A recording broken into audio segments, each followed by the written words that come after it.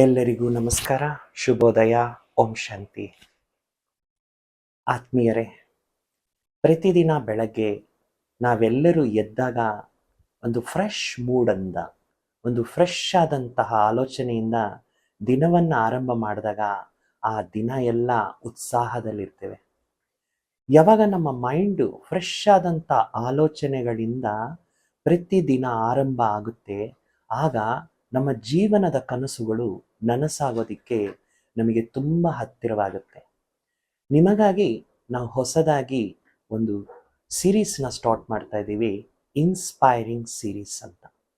ಈ inspiring series ಮೂಲಕ ನಿಮಗೆ ಪ್ರತಿದಿನ ಒಂದು ಒಳ್ಳೊಳ್ಳೆಯ ಜೀವನಕ್ಕೆ ಬೇಕಾಗಿರ್ತಕ್ಕಂತಹ ಅನೇಕ ಪ್ರಕಾರದ ಮೋಟಿವೇಶನ್ ಆಗ್ತಕ್ಕಂತಹ ಸ್ಟೋರೀಸ್ ಮತ್ತು ಲೈಫ್ ಎಕ್ಸಾಂಪಲ್ಸ್ ಮೂಲಕ ನಿಮ್ಮನ್ನೆಲ್ಲರನ್ನ ಕೂಡ ಉತ್ಸಾಹವನ್ನು ಹೆಚ್ಚಿಸುವಂತಹ ಒಂದು ವಿಶೇಷ ಸೇವೆಯನ್ನು ಮಾಡಬೇಕು ಅಂತ ಈ ಸೀರೀಸ್ನ ನಾವು ಮಾಡ್ತಾ ಇದ್ದೇವೆ. ಇವತ್ತು ನಾನು ಜೀವನದಲ್ಲಿ ಇನ್ಸ್ಪಿರೇಷನ್ ಎಷ್ಟು ಇಂಪಾರ್ಟೆಂಟ್ ಅನ್ನೋದನ್ನು ನಾನು ನಿಮ್ಮೊಂದಿಗೆ ಹಂಚಿಕೊಳ್ತೇನೆ. ಒಂದು ಕಥೆಯ ಮೂಲಕ ನಿಮಗೆ ತಿಳಿಸ್ಕೊಡ್ತೇನೆ. ಒಮ್ಮೆ ಗೌತಮ ಬುದ್ಧ ತನ್ನ ಒಂದು ಪ್ರಚಾರ ಮಾಡೋದಿಕ್ಕೆ ಊರೂರಿಗೆ ಕೂಡ ಹೋಗ್ತಾ ಇರ್ತಾರೆ.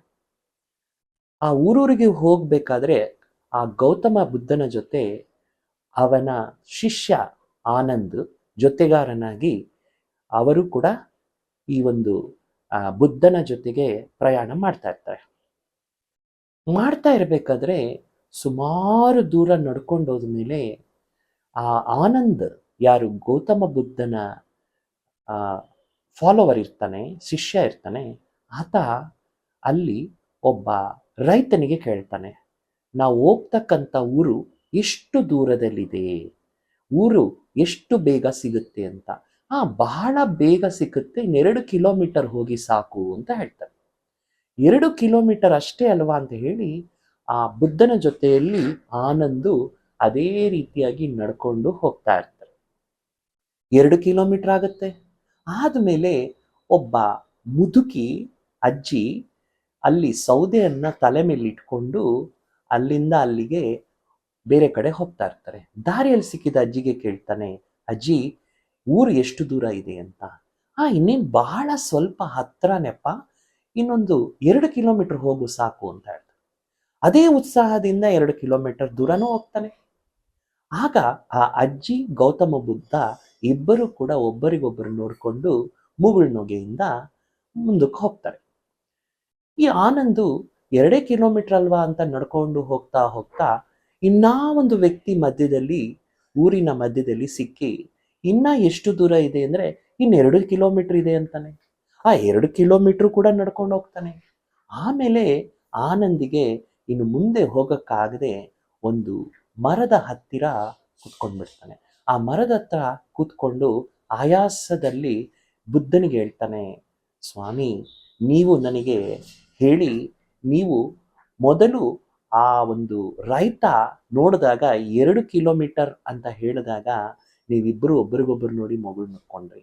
ಮತ್ತೆ ಅಜ್ಜಿ ನೋಡಿದಾಗ ಅದೇ ಥರ ನಿಮ್ಮಿಬ್ಬರ ಮುಖದಲ್ಲಿ ನಗುವನ್ನು ನೋಡಿದೆ.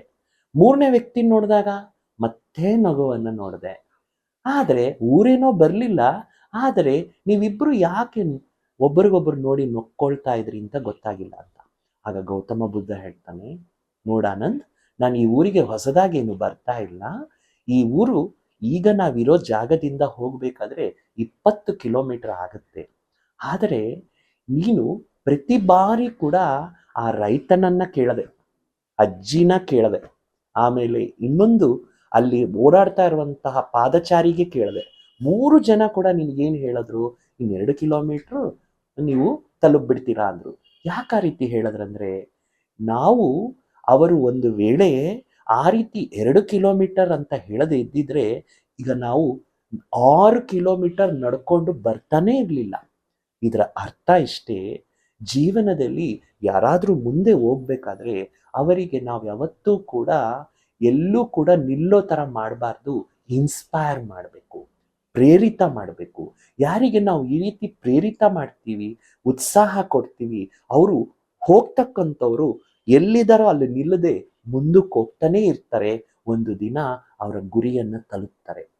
ಹಾಗಾಗಿ ನಮ್ಮ ಜೀವನದಲ್ಲಿ ಯಾರೇ ನಮ್ಮ ಸ್ನೇಹಿತರಾಗಬಹುದು, ನಮ್ಮ ಹಿತೈಷಿಗಳಾಗ್ಬೋದು, ನಮ್ಮನ್ನು ಯಾವಾಗಾದರೂ ಯಾವುದಾದ್ರೂ ವಿಷಯದಲ್ಲಿ ನಮಗೇನಾದರೂ ಕೇಳಿದಾಗ ಅವರನ್ನು ಇನ್ಸ್ಪೈರ್ ಮಾಡಬೇಕು, ಮೋಟಿವೇಟ್ ಮಾಡಬೇಕು, ಮುಂದಕ್ಕೆ ಹೋಗೋ ಥರ ನಾವು ಅವರಿಗೆ ಯಾವಾಗ ಉತ್ಸಾಹ ಕೊಡಬೇಕೇ ಹೊತ್ತು ಎಲ್ಲೂ ಕೂಡ ನಿರುತ್ಸಾಹ, ಡಿಮೋಟಿವೇಟ್ ಮಾಡಬಾರ್ದು ಅಂತ.